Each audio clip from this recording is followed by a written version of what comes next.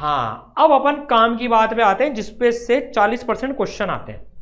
Suppose करो तुम्हें किसी ने बोला यूनिवर्सल ग्रेविटेशन कांस्टेंट का डायमेंशन निकालो। अब अपने कान और नाक, मतलब कान और आंख, सॉरी नाक भी ठीक है, खुली रखना एकदम।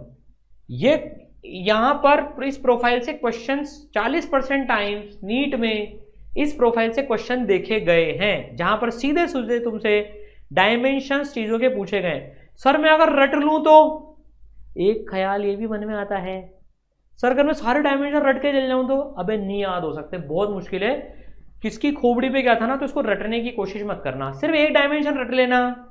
फोर्स का डायमेंशन तुम्हारा रटा होना चाहिए, वो डिराइव करने की जरूरत नहीं होनी चाहिए। तो सब लोग पहले फोर्स का डायमेंशन रट लो, सब लोग पहले फोर्स का डायमेंशन रट लो। फोर्स का डायमेंशन होता है mlt-2 mass into acceleration, mass into acceleration, acceleration का length by time square. mlt-2 reflex में आना चाहिए, रिफ्लेक्स में। फोर्स का डायमेंशन mlt-2, फोर्स का डायमेंशन mlt-2। बोलो मेरे साथ, हमें हिंदुस्तानी वो तो ठीक है, लेकिन mlt-2 mlt-2 mlt-2 mlt-2 mlt-2 force का डायमेंशन, ठीक है, हाथ तो हाथ याद हो गया। चलो अब इस प्रोफाइल पे आते हैं। अब मुझे यूनिवर्सल ग्रेविटेशन कांस्टेंट का डायमेंशन निकालना है, और मैं बताऊं तुमको ये सवाल एज इट इज आया हुआ है भाई साहब। यूनिवर्सल ग्रेविटेशन कांस्टेंट का 22 में आया हुआ है, दूर की तो छोड़ो, 2 बार आ गया। जी का डायमेंशन सर रट लूं क्या? नहीं बे, रट मत, गलती ज्यादा होगी।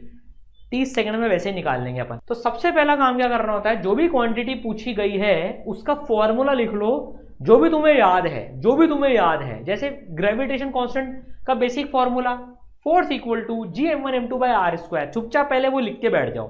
फिर क्या करो, जिसका तुम्हें डायमेंशन निकालना है ना उसको एक साइड रखो, बाकी चीजों को एक साइड ले आओ। तो यार जी, जैसे तुम्हें जी का डायमेंशन निकालना है तो force into r square, force into r square upon, ये दोनों मास है। अब m1 m2 भाड़ में जाए, डायमेंशन को समझ में नहीं आता m1 m2 क्या होता है। डायमेंशन के लिए सिंपल सा फंडा है, दोनों मास बराबर है भाई साहब, मास बनो मास, जो भाड़ में जाओ। मैं तो यहाँ पर लिखूंगा मास इंटू मास, सीधे m इंटू एम लिख रहा हूं मैं तो यहाँ पर।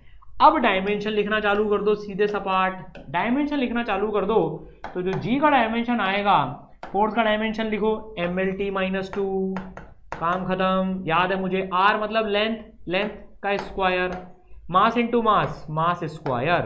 तो भाई यहां से यहां चलते हैं, खोपड़िया खोपड़िया सेम वाली मैच कर लो। मास की खोपड़ी पे 1, एल की खोपड़ी पे 1, पहले मास की खोपड़ी को टैकल करो। 1 नीचे 2, 2 पर आएगा -2 बन के, तो मास की पावर 1 -2।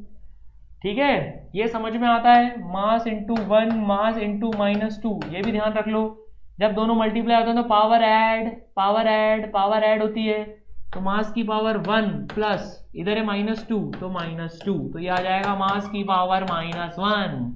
आ गए हो, आ गए हो, आ गए हो, आ गए हो, आ गए हो। लेंथ की खोपड़ी कंपेयर करो, एल की पावर 1 एल की पावर 2, एल की पावर 1 + 2। टाइम की खोपड़ी कंपेयर करो, टाइम की तो एक ही खोपड़ी है, -2। तो दिस इज m की पावर -1 l की पावर 3 t की power -2। This is the gravitation constant का जो भी डायमेंशन है। समझ गए? कर लोगे? कर लेंगे सर अब, ठीक है। ट्रिक क्या है, ट्रिक क्या मतलब मेथड क्या है, जो जो चाहिए उसको एक साइड, बाकी सब एक साइड। चलो